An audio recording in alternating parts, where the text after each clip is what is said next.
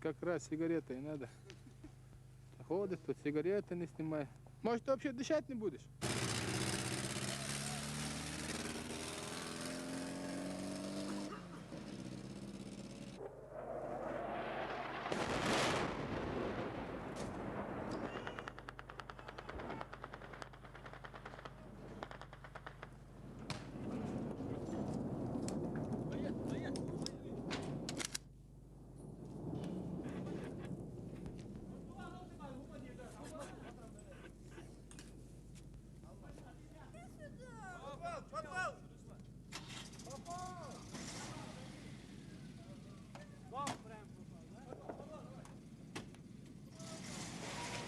Грозно, нормальная обстановка. Чеченцы контролируют весь город.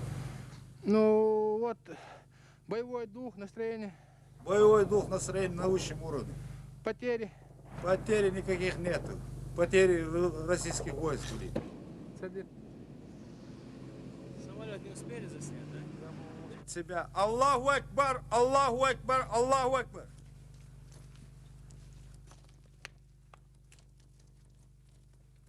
Бросил, Андрей.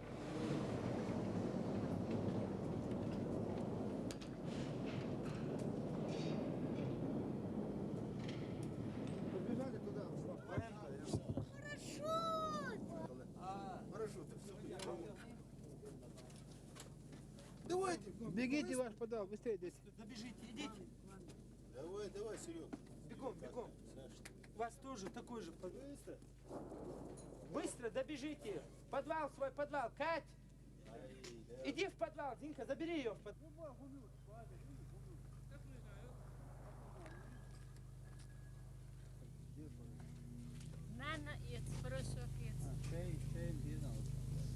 Нет, но я у себя дома сейчас. И что бы ни было, меня ниоткуда не надо будет тащить сюда. Я здесь у себя дома. Живая или мертвая. А такие красивые мы. Война кругом. Без проблем.